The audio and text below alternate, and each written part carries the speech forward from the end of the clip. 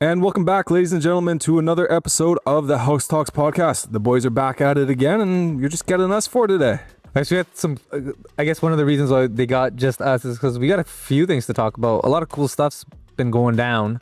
Absolutely, yeah, a lot of cool stuff. Let's just start off with it. Well, first, Connor, we'll give kudos to you. Big C over here.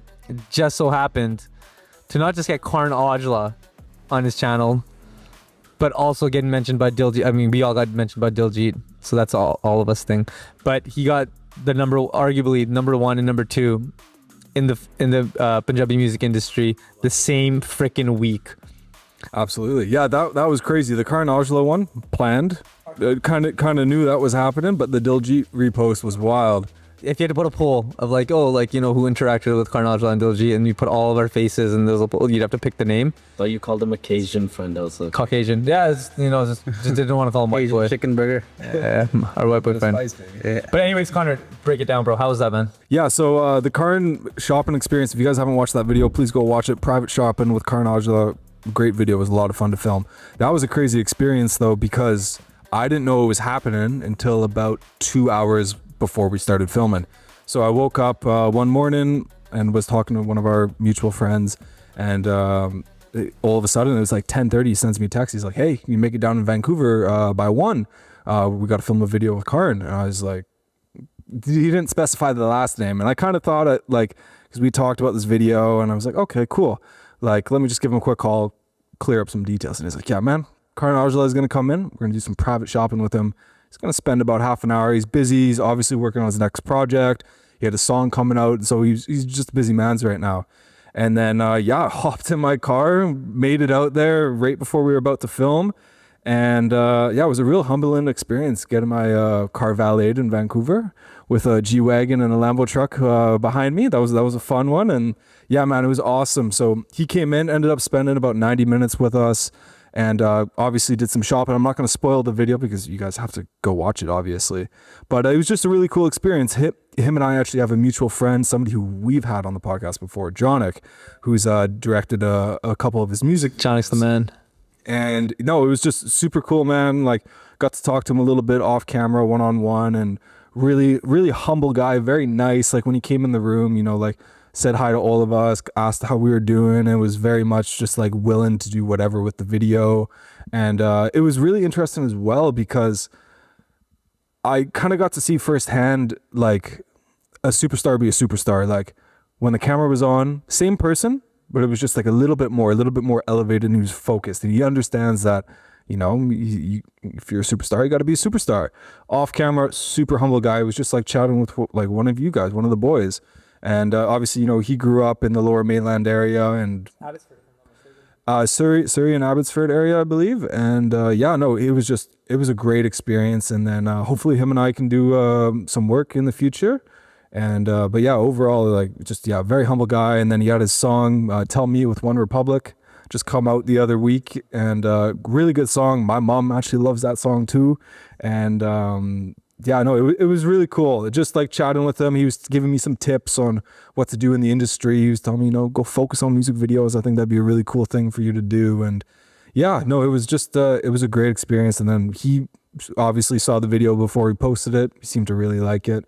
And just from waking up to getting that stuff all filmed, edited, posted out within a week, quick turnaround for something like that. There was 2 hours pretty much worth of footage that I had to get down to 15 minutes or whatever the video ended up being. And probably lost a lot of sleep that week. Yeah, I got sick right after that. I was just, I didn't sleep or anything. And then it was all that was on my mind. And it was really cool, and a really, really nice guy. And really, really happy we got to do that. Did you translate the song for your mom? Did he? No. Did you? I tried a little bit here and there. I was kind of telling her obviously this is Punjabi, this is English. You can probably figure that out.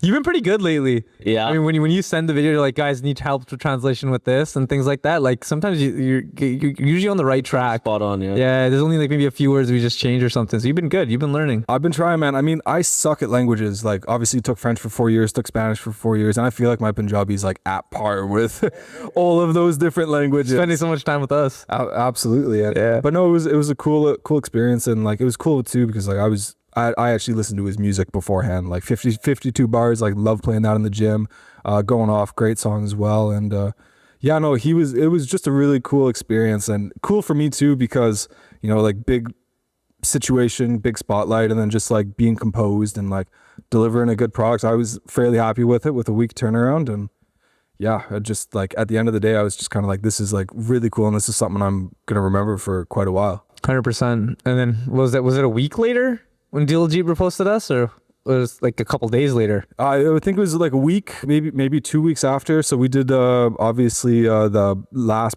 episode for the House Talks podcast with Barinder, and he told the story about how his son got brought up on stage when Diljit came to Vancouver, and how his son got the jacket, got to do some dancing. Great story. Check out that episode and that clip as well on YouTube. It's a fantastic story. And so do what I normally do, you know, make a little clip out of the episode, and didn't really think too much about it. I thought, hey, this might do well. This might get 10,000, 15,000. We planned it. Like for everyone listening, we planned it. Of course, like why would we not put a clip out of that story? It was a great story, right? In the way that Barinder articulated it, the way he told that story. I mean, he's a great speaker. We all know that, but the way he did it was great. So we knew we were going to put it out, and we saved it for a Monday. We did all these things.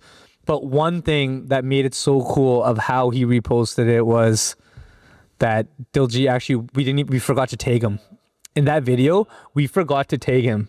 Yeah, we just put it out. He wasn't tagged. I think there might have been a hashtag, but you got to think how many thousands or hundreds of thousands of Diljit hashtags got put out a day. And it did well by itself. Before he reposted it, I think right now it's sitting at like 1.1 million, around there ish. Yeah, it's 1.2 now. There you go. It just keeps growing.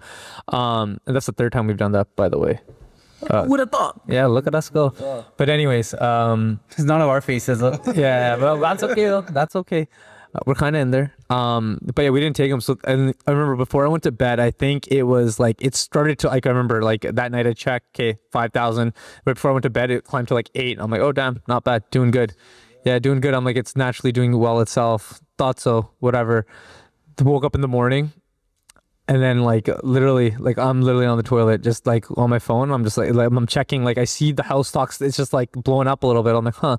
I click it and I see people are like you click like people who have mentioned you. Yeah. Click it, go through 1, go through 2. See Diljit Dosanjh. I'm like, I literally thought fan page right away. I was like, oh, yeah, whatever. But then I clicked it and went to his page. I was like, what? I was like, no. Then I couldn't believe it. Then I had to click his stories, go through it. 1, 2, 3 were right there.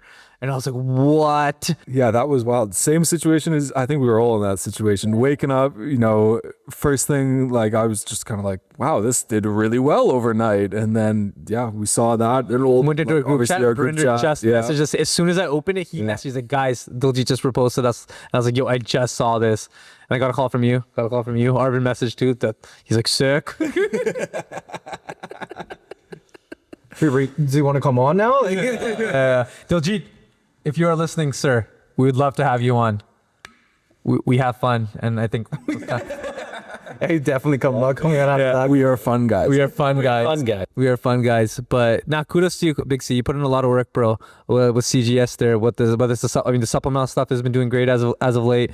The show with obviously you and Farhad Adiyamo. Always have a hard time pronouncing that. And obviously the House Talks, you balance and all that good shit deserves a little bit of a yeah. Yeah, no, that was obviously it couldn't be done without all 4 of us in this room here, right? Now just let us say nice things to you, all right? Can't, man. It's so weird. Fucking thought, Sherry. I had 0 voice time during that one, bro. Yeah. I will say, dude, like people like when you I think most of the time Karan just goes off. Yeah. what's that? And then I just say something in the middle. We add in our little bits. Yeah. Hey, you have our biggest clip on YouTube. That's what I mean, Armin. You're the most viral person. I'm just gonna go fuck myself in the corner, guys. No, but your clips. But the thing is, when people remember like certain things when they bring up the show, they'll always talk about this guy, like how Jazz has like the one-liners or something like that. I was talking to my brother the other day because when he listens to it, he's like, dude, Jazz just killed me. Like he just came on or whatever. Yeah, Amit was saying the same thing. Yeah, if you guys didn't his have timing Jazz, is perfect. The podcast would be a lot more boring. Yeah, it would. It's like, shit. You're hearing me say something nice about me now. Where are you taking for dinner? But that week was also cool because we had just started. It was our first call that day too with Wait, the League of Innovators program. Pretty Yeah. cool so far.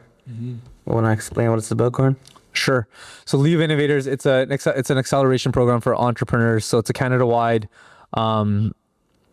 acceleration program. So you obviously have to submit an application, tell them what you're about, what you're trying to do, all these sort of things. So you get to be in a room, obviously, with entrepreneurs. Also do AMAs with entrepreneurs. Like example, the first AMA we did was with Aaron Spivak.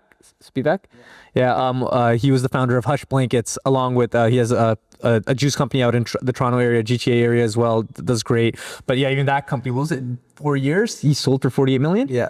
Right. And then we were lucky enough to ask him a question. Jazz, how did that go down? Yeah, I pretty much will shut the fuck up and get back to work.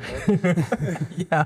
My question is about delegation. The coolest thing about him, like seeing the other entrepreneurs, everybody has similar questions. So everybody's still figuring out the same way. You think, oh, this guy has it all figured out. Maybe he does, but you're like one step behind him. Yeah. All the questions are very relevant. Like one person ask her a question. What the fuck am I saying here?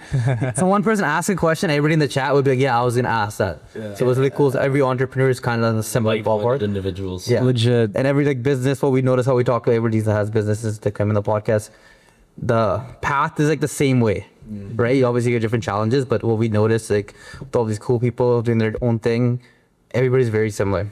So it's pretty cool to see. Yeah, 100%. Like the question I asked was about delegation. Like right before that, like I literally wanted to ask all the other questions, whether it was about your ads, scaling, marketing, all these different type of things that people were asking. Like literally, you just it's free game, right? Yeah. So very blessed, very grateful to be a part of that program. So shout out to the League of Innovators and shout out to Batch 14. Some legends in there, man. I'm sure a lot of people are doing a lot of cool stuff. So it's great to see. So it's only week 2, but like today, like this topic of discussion was like depression and mental health, and like that's so underlooked. And what the stat was like, entrepreneurs are 70%, 77%, something most likely to be depressed throughout their journey. Which is like what it was like was it 14 or 24% higher than the national average? Which is wild to think about. Yeah, you don't think about it. But when you look back at our journey, like when our employees went on vacation, you were working the nights and you're miserable for like... They're every day is like, and you're just struggling. But you might not see the money or like, is this even worth it? Yeah. That's the main question. Is it worth it? Like what you saw when you open up a business, you like expect like financial freedom, or you want to make it, but like the journey is the hardest part. Like, should I just quit? The thing is like finding the motivations to keep yourself going forward. It's the hardest part. 100%. And also probably like a smaller room of people to talk to you can relate, right? Like everybody can, not everybody, but larger group of people can relate to a 9 to 5. Exactly. It's a 365, 24/7 thing, right? Yeah. And you notice too, like even today, and then after that call, we had another call where we were answering questions about our businesses, challenges and things like that. And yeah, I was talking about a few things, like the top 3 things that we're working on that we need to kind of fix. One of them, which was distribution, et cetera, et cetera. And dude, someone from our batch privately messaged, said, hey, this is who we use for this. Like, this is how we solve this problem. Got on Slack, sent me a big list of something, which I was like, dude, so grateful. Like, that's so awesome of her to do that. And it's just like that. Like I said, it's just like entrepreneurs helping entrepreneurs. Like you have a problem, chances are someone already went through it, like Jazz said, and you can solve it a lot quicker. And the greatest thing about this program is that like where we might have taken like maybe, I don't know, 2, 3, 5 years, who knows, to like go through this and figure certain things out. This is a 12-week program. Like it'll accelerate our growth so much further. And for us, like it's a dedication to like our business, to our staff, to all of us sitting here, to like make this thing as big as possible, right? Like, and we owe it to our customers, people who believe in us, people who have been coming to us since day one. Cause like, yeah, when we put that picture out, dude, it had so much engagement. And people were like replying to the stories and just like giving us kudos and stuff like that. So it's cool. So at this point, it's just like, hey, well, there's like what Jazz was talking about, like, yeah, like you go through that, like, hey, should I just quit this or that? But then that just drives you like, nah, I can't give up now. We got to keep this going. There's a lot of reaffirming people, like, doing the right thing is just put your head down, keep working, right?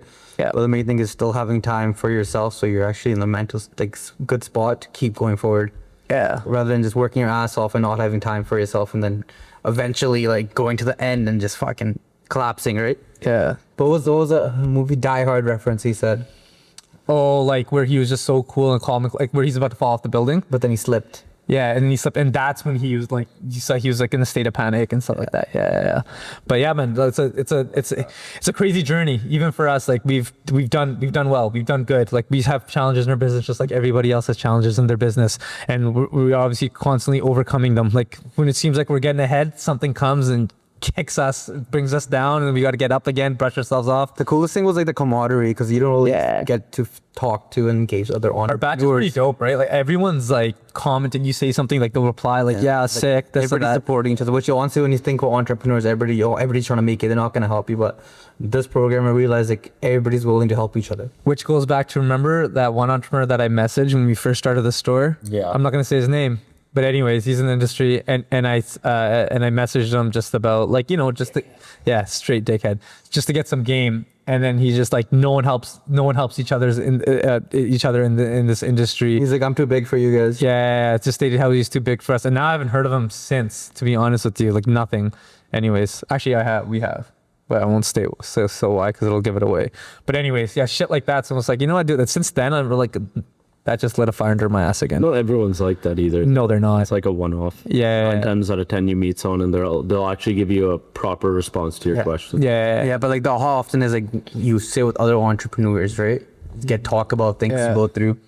Yeah. 100%. Everybody's busy in your day. Exactly. So the fact that everybody has putting time aside, just talk to each other, work together for the business, I think is a connections you make. It's only been 2 weeks, only started our second week. Just literally started the second week. Yeah, 100%. And maybe bring him onto this podcast. So I've already let it be known that we have the House Talks podcast. So I was just like, yo, we got to get some of you guys on. So that'll be dope. Like out of your batch, like is the industries like varying quite a bit? Is it Yeah, have you noticed it's pretty varied. There's a lot of area? products, healthcare products, e-commerce, backyard, like making homes, rental properties in your backyard. Yeah, all those investing, like AI investing. Yeah, dude, just brilliant people, dude. Brilliant. A few of them people. already been on Dragon's Den. Yeah, stuff. The one, like the that. coolest one was, I forgot her name. She made fibers out of bananas. Oh yeah, that was. She went on Dragon's Den. She made like I think tampons out of it and beauty products. Yeah, beauty products. Yeah, out of banana fibers. Yeah. Super neat. I didn't know that was fucking possible.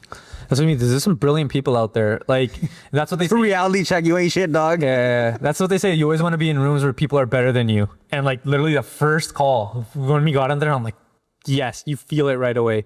Like we're in here, we're in this environment, and then that's like, okay, well, I'm gonna give it my all because I want to thrive. You know what I mean? Like you want to come out of this batch as being that company, right? That did it. And I wouldn't doubt it if there was multiple in this batch because, like I said, there's just amazing group of people. Way to minimize your mistakes that you would have made on the way, right? 100%. Yeah. You're getting those questions answered rather than, oh, we'll try this, see if it works, fail a few times, and then finally figure it out. Yeah, because you know, like when it comes to like building a big business, giving back, all these different like this week was crazy. Like what like from the Diljit thing, being posted, you know, Connor with Karan Aujla, getting into League of Innovators, starting that. Arvin had a cool story too. It's like now talking about giving back, like when you were in India and you went to the orphanage too. Yeah. I'd love to talk a little bit about that. Yeah, for sure. Out in Jalandhar called Unique Home. Didn't know what to expect. My mom's just like, oh, we booked a time with the person who runs it. Her name's Bibi Prakash God. She's been doing it since I think 1993. And so we show up there and then she talked to us for a bit. Didn't really know what to expect. And then they had a full presentation done and it was an orphanage just for girls in India because India has a big problem where if you have a girl, because of all the dowry and other stuff that goes on, people don't want daughters in their family. So it's a very harsh rate of people just leaving their daughters on the side of the street or in a garbage dump. That's crazy. And like in the video, like I think one of the girls was being eaten alive by ants when they found her. Jeez. One girl was in a garbage, like a dumpster. A dog was eating her, like her whole back. And so what she did was she was orphaned when she was a child because she was a girl. So she put this charity together, made it work, started in like a 10 by 10 room with 20 girls, raised them. They all call her mom. Now there's 105 girls. They've made a full house for them. It's all self-sustaining. The older girls look after the younger girls. slowly teach them how to do everything. And then eventually she actually gets their tuitions paid for, sends them off to any country they want to go for furthering their education. Does all of that. Like, I think the oldest girl, she had the one that was being eaten alive by dogs. She's actually in Canada. And she's doing her master's. I forgot what she said. She's doing her master's. There's an article. Degree out here. And there's another one, the Ivy League school out in the States too, scholarship if I'm not mistaken. Yeah, something along that spot. Just because she was given a chance to live. And like just seeing that it opens your eyes to what goes on in the world that we don't even look at, right? It's sad, but it's a sad reality that we don't look at, and you get to see that, and it just humbles you. That's and story of inspiration for like people. 100%. Yeah, you think 2025 things will change, but somehow still did not. Then it would. That's crazy. Yeah, so now they're trying to get people to stop from just dumping their daughters where and bring them there, right? So they have like a private drop box with like full sensors on the bottom. So whenever someone puts a kid, sensor goes off, they get a heads up inside, and then they come and grab the kid. Like the last girl they brought in, she was, I think, 3 weeks old when they found her. Oh my God. She was being eaten by ants. She spent 3 months in the hospital, and then we went in, got to see all the kids, and she was just standing there, came over to my mom, hugged her, my mom picked her up, and like you're teary-eyed at that point. Like, we're so blessed where we have everything given to us, and then you go to a country like that where that is a problem and you get to see it firsthand. It pulls on your heartstrings for sure. No, it does. Yeah, no, but I wanted to definitely bring awareness to that. If anyone has a chance, take a look at their website. I'm not sure if they have an Instagram page, but we'll put it in. If they do, we'll put something in the comments, and then check it out. It's really good. I know the Ambani family flew down to Punjab to make sure they did a full tour, closed it down for 8 hours, donated, made sure they had anything they needed. Wow, that's amazing. So it's like widespread now, but that's good. She doesn't let anyone adopt the girls either. She raises them herself, because they had issues where they adopted a few and then things don't go as planned, and the other girls that get left behind, they're tormented in their head and they're depressed. They get why didn't I get picked? Yeah. She's like, I wanted an environment where they all believe they're equal. That was cool. It's cool. I mean, even the like 3-month-old girls, like anywhere you walked and they saw a guest come in, they would say Vaiguru Ka Khalsa, and even like 6 or 7 months old, right? That's crazy. And she had her hands like that's this. so like, cute. Honestly, that's pretty like cool that a kid get like being taught all of this at a young age, how to act, how to cook. Like they have their own private kitchen, they get their groceries, they all cook for each other, they put the younger ones to bed, they do their whole routine. So it's like a small community in itself, right? Yeah, just doing amazing. Just they're given a chance to live. Yeah, there's a lot of cool people doing a lot of cool things out there, but and we hope to give back too. You know what I mean? Like, I mean, we still. I mean, we do in little ways. I'm proud of us. We do like whatever we can do. We have done. Yeah. Whether it's helping, like like young entrepreneurs starting up their page, or selling their shirts out of our store. We've done that a few times. Yeah. The hockey young pucks. kids, the hockey puck. Yeah, or just donating to what causes, right? Like I get it, just a couple $100 here, $1,000 here, but I mean, that's a big part of it. I feel like no matter what. If you no matter how big you make it or whatever you're doing, a portion of it you should always be given back. I think that's very, very important. Because look at that. I mean, the story that Arvin just told. Look at us. What are we doing? We're sitting here making a podcast. You know what I mean? Perspective, man. That's nuts. It is crazy. And like one thing that sounded great is like what you said is like there's almost like steps, like it's like you have like kids growing up, and then you have people starting taking responsibility for those kids, and then by the time they're 18 they know how to, they're adults, right? They're adults. They know how to fend for themselves, they know how to manage themselves in a household and everything like that, which I know a lot of people our age here can't even do that, and that's great. Oh, that's amazing. No, appreciate you sharing. Other than that, I mean, we've got a lot of cool stuff coming up as always. I know we always say that. Episode coming in a few weeks here. Yeah. Got a guest coming up. Yeah, that will be really, really nuts. good dope story he has. Yeah. And a lot of dope. we have to travel for that one. Yeah. We have to travel for that one. We won't be in the comfort of Arvin's basement. We'll be downtown somewhere. Yeah, but that'll be cool. I guess that's everything for now, and stay tuned for the next one. If you haven't already, guys, check out CGS Media. The boy is doing some wonderful things. As always, the boy is popping off, but he still got that lifetime contract with us, so don't worry, he ain't going nowhere, whether he likes it or not. Anyways, you down. yeah. And also check out the supplemental, supplementals.ca. Always got deals going on. I've had a lot of new customers as of late, even this month. Holy smokes. So welcome. And for these who haven't checked it out, just check us out. You don't got to buy anything. But if you do want to support Canadian-owned supplement businesses, Supplement House is Yes, sir. a perfect spot. Majority of the brands we carry are Canadian. So there you go. All 3 owners are Canadian too. Yeah. Including our Patna, Mr. Big C over there. The C stands for Canada. Damn right. Awesome, guys. Appreciate it. Until next time, be good.